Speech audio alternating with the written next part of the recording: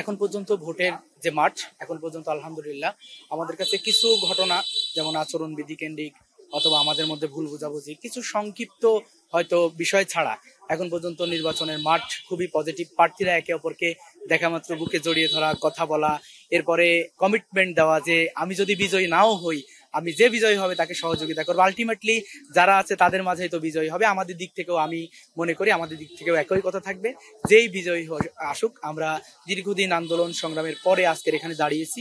আমি মনে করি আমরা তাদেরকে সহযোগিতা করবো এবং আমরা শিক্ষার্থীদের অধিকার আদায়ের জন্য তাদের কাঁধে কাঁধ মিলে কাজ করব। তো নির্বাচনের মাঠে দীর্ঘ ছুটি থাকার কারণে মাঝখানে মনে হয়েছিল যে নির্বাচনটা আসলে আমেজ নষ্ট হয়ে যাচ্ছে কিনা। পরবর্তীতে লক্ষ্য করলাম যে না, ক্যাম্পাস গুলার সাথে সাথে আবারও সেই নির্বাচনের ডামাডোল। শিক্ষার্থীরা জীবনের প্রথম ভোট হয়তো ফ্যাসিবাদের সময় দিতে পারে নাই, এখন এসে নিজের ক্যাম্পাসে নিজের ক্যাম্পাস প্রতিনিধি নির্বাচনের ক্ষেত্রে দিচ্ছে। এটা আমাদের কাছে খুবই আনন্দের একটা বিষয়। শিক্ষার্থীরা এটা অনেক ভালোভাবে নিচ্ছে। আমরা প্রার্থী হিসেবে শিক্ষার্থীদের কাছে গেলে তারা খুব বেশি আমাদের পরামর্শ দেওয়া, আমাদের ব্যাপারে একটু কথা বলার চেষ্টা করছেন। তো আমরা গতকালকেই আমাদের ইশতেহার দিয়েছি 33 দফা, 9টি ফোকাস পয়েন্ট, এবং আমাদের সম্পাদক যারা রয়েছে তাদের ইশতেহারগুলো আমরা আমাদের ওয়েবসাইটে দিয়েছি এবং সেখানে একটি কর্ম পরিকল্পনা আমরা সেট করে দিয়েছি। তো আমরা 33 দফার মধ্যে কিছু দফা আছে যেগুলো ছোট ছোট সমস্যা, যেমন আমরা বলতে পারি যে হয়তো আমাদের যে বোনদের ব্যাপারে, যেখানে সাইবার বুলিং এর শিকার হচ্ছে, যৌন হয়রানির শিকার হচ্ছে, এতে তিনি এবং তার পরিবার উভয় ক্ষতিগ্রস্ত হচ্ছে। এই জায়গায় যেন একটা সাইবার বুলিং টিম শক্তিশালীভাবে বিশ্ববিদ্যালয় প্রতিষ্ঠা করে এবং বিশ্ববিদ্যালয় সেটাকে পরিকল্পিতভাবে এটাকে পরিচালনা করতে পারে, তাহলে দেখা যাবে সেখান থেকে খুব কম সময়ের মধ্যে একটা রেজাল্ট কিন্তু নিয়ে আসা সম্ভব। এরপরে আমরা বলেছি যে আমরা একটা সুপার শপ, যে আমাদের নারী বোনরা রয়েছেন শিক্ষার্থী, তাদের হচ্ছে সেখানে সুপার শপ করা, একটা মেডিসিন সেন্টার করা এবং প্রত্যেকটি হলে যেন একটা মেডিসিন কর্নার থাকে। এই জায়গাগুলো স্বল্প সময়ের মধ্যে বাস্তবায়ন করা সম্ভব। ক্যাম্পাসের নিরাপত্তার বিষয়টা নিয়ে আসছে, যে ক্যাম্পাসে যে জায়গাগুলো অন্ধকার সেখানে লাইট বৃদ্ধি করা, সিসিটিভি বৃদ্ধি করা, টহল বৃদ্ধি করা, প্রক্টরের যে টহল এটা আরেকটু শিডিউল বাড়ানো। এই জায়গাগুলো যদি বাস্তবায়ন করতে চায় তাহলে এটা কিন্তু সংক্ষিপ্ত সময়ের মধ্যেই সম্ভব। আবার অপরদিকে যদি আমি আপনাকে বলি যে আবাসন নিয়ে, যেমন আমাদের বিশ্ববিদ্যালয়ে 1973 অ্যাক্ট অনুযায়ী বিশ্ববিদ্যালয়টি প্রায় শহর থেকে 22 কিলোমিটার দূরে। এই বিশ্ববিদ্যালয়ের কথা ছিল যে শতভাগ আবাসন হবে এবং শিক্ষার্থী যতজন আবাসন ততজনকেই ভর্তি করা হবে, কিন্তু এখানে প্রতি বছর ভর্তি হচ্ছে যে পরিমাণ, তাতে খুবই নগণ্য পরিমাণ সিট সংখ্যা। আমি যদি বলি এই ক্যাম্পাসে এখন আপনারা জানেন প্রায় 28,000 শিক্ষার্থী পড়াশোনা করছে যারা ভোটার, এর মধ্যে মাত্র 6,400 জন হলে থাকে, বাকি প্রায় 18,000 22,000 শিক্ষার্থী তারা কিন্তু হলের বাইরে। তারা হয়তো শহরে থাকেন অথবা তারা পার্শ্ববর্তী গ্রামে কটেজে থাকে। এই যে তাদের যে কষ্ট, তারা নিজের ক্যাম্পাসে থাকতে পারছেন না, সেখানে অতিরিক্ত ভাড়া দেওয়া, সেখানে পর্যাপ্ত গ্যাস বিদ্যুৎ পানি পাচ্ছে না, এরপরে নিরাপত্তারও চরম সংকট। আমরা দেখেছি গত 1 মাস আগেই যে ঘটনাটি ঘটে গেল আমাদের কাছে, যে বিশাল একটা এলাকাবাসীর সাথে সংঘর্ষের ঘটনা, এখানে আমাদের বেশ কয়েকজন কিন্তু একদম মৃত্যুর সাথে মুমূর্ষু অবস্থায় ছিল, পাঞ্জা লড়ছে, এরকম ব্যাপার।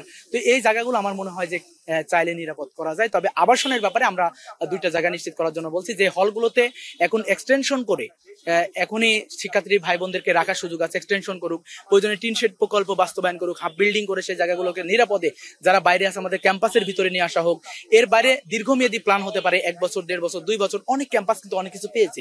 ঢাকা ইউনিভার্সিটি যদি দেখি 2,800 কোটি টাকা তারা অনুমোদন পেল, কিন্তু চট্টগ্রাম বিশ্ববিদ্যালয়ে এমন কিছুই হয়নি, যে একনেক থেকে তারা এত বড় বাজেট নিয়ে আসলো কিন্তু চট্টগ্রাম বিশ্ববিদ্যালয় কিছুই পেল না, অথচ এখানে 2 জন ভাই আমাদের শহীদ হয়েছে এই আন্দোলন সংগ্রামে।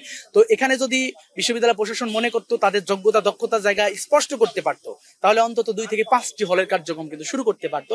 আমরা চাই আমরা যদি নির্বাচিত হই, আমরা শিক্ষার্থীদের অধিকার আদায়ে আমরা অবশ্যই এই মেগা প্রজেক্টের মধ্যেই বিশ্ববিদ্যালয় প্রশাসনকে নিয়ে আসতে বাধ্য করব। এরপর আমরা বলেছি যে আমরা যাতায়াত ব্যবস্থা আমার মনে হয় যে এখানে যে ট্রেনের ভাড়া, আমরা গভর্নমেন্ট ভর্তুকি দিচ্ছে, কিন্তু ভর্তুকি কোথায় থেকে দিচ্ছে? আমার বাবার ট্যাক্সের টাকা, আমার ট্যাক্সের টাকা, এখান থেকেই তো দিচ্ছে। এবং বিশ্ববিদ্যালয়ে প্রতি বছর আমরা যখন ভর্তি হই, আমরা যখন রেজিস্ট্রেশন করি, তখন কিন্তু সেখানে ট্রেন বাবদ, যাতায়াত বাবদ একটা ভাড়া নেওয়া হয়। প্রয়োজনে ভাড়া বৃদ্ধি করা হোক, কিন্তু আলটিমেটলি যে ট্রেনের যে অব্যবস্থাপনা, এখানে ট্রেনে উঠলে আপনি বহিরাগত, ট্রেনে পাথর নিক্ষেপ করা হচ্ছে, ট্রেনে ফ্যান নাই, ট্রেনে কারেন্ট নাই, কিছু নাই, একটা বগি থেকে আরেকটা বগিতে যেতে পারবেন না, এরপরে পর্যাপ্ত বগি সংখ্যা নাই। এই যে ব্যাপারটা, আমার মনে হয় প্রশাসন চাইলে রেলওয়ে মন্ত্রণালয়ের সাথে কথা বলে একটা বিশ্ববিদ্যালয়, বাংলাদেশের এত বড় বিশ্ববিদ্যালয়, সেই বিশ্ববিদ্যালয়ের শিক্ষার্থীদের জন্য কি গভর্নমেন্ট এতটুকু করবে না? আমার মনে হয় এখানে যোগ্য নেতৃত্ব এবং তাদের সাথে কোঅর্ডিনেট করার যে ব্যাপারটা, এই জায়গায় আমাদের অনেক বড় দুর্বলতা রয়েছে। আমরা চাই ছাত্র সংসদে যদি আমরা বিজয়ী হয়ে আসি, আমরা ইনশাল্লাহ এই যে আমাদের শাটল ব্যবস্থা, এটা নিয়ে কাজ করব। শাটলের পাশাপাশি যে এরিয়াগুলো শাটল যাচ্ছে শহর থেকে শুরু করে যে এরিয়াগুলোতে, সেখানে বাস সার্ভিস আমাদের বিশ্ববিদ্যালয় নাই, শিক্ষকরা যাচ্ছেন কিন্তু শিক্ষার্থীরা বাসে আসতে পারছেন না।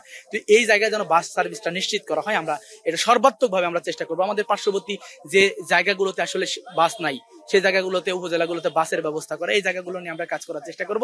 এগুলো আমাদের ফোকাস পয়েন্ট হিসেবেও থাকবে এবং 33 দফা ছোট বড় সবগুলো সমস্যা নিয়ে আমরা একের পর এক কাজ করে দেবো ইনশাআল্লাহ। জুলাই গণ অভ্যুত্থানের মাধ্যমেই ইব্রাহিম রনি এই নামটা সকলের সাথে পরিচিত হয়েছে। জুলাই গণ অভ্যুত্থানের সময় আমি সামনের সারিতে নেতৃত্ব দিয়েছিলাম। আমার সাথে আমার যারা অনেকেই প্রার্থী আছেন যারা নেতৃত্ব দিয়েছিলেন, এবং এখন অনেকেই আছেন যারা প্রার্থী হতে পারেননি, যারা সাহস করতে পারেননি যে সে প্রার্থী হয়ে আসলে শিক্ষার্থীদের সামনে কিভাবে দাঁড়াবে। তো আমি এখানে ছোট্ট একটি গল্প বলি যে এখানে সৈয়দ মুস্তফা আলীর একটা গল্প আছে, জনসেবা বিশ্ববিদ্যালয়। জনসেবা বিশ্ববিদ্যালয় উনি এখন একটা চরিত্র আছে ইয়াকুব আলী। তো ইয়াকুব আলী মানুষকে স্বপ্ন দেখাতো, আমি যদি মেম্বার হই তোমাদের ভাগ্য পরিবর্তন হবে, আমি যদি চেয়ারম্যান হই তোমাদের ভাগ্য পরিবর্তন হবে। ইয়াকুব আলী বলতেন যে আমি যদি এমপি হই তোমাদের ভাগ্য পরিবর্তন হবে। আলটিমেটলি কারোরই ভাগ্য পরিবর্তন হতো না, সে নির্বাচিত হওয়ার পর কেবলমাত্র তারই ভাগ্য পরিবর্তন হতো।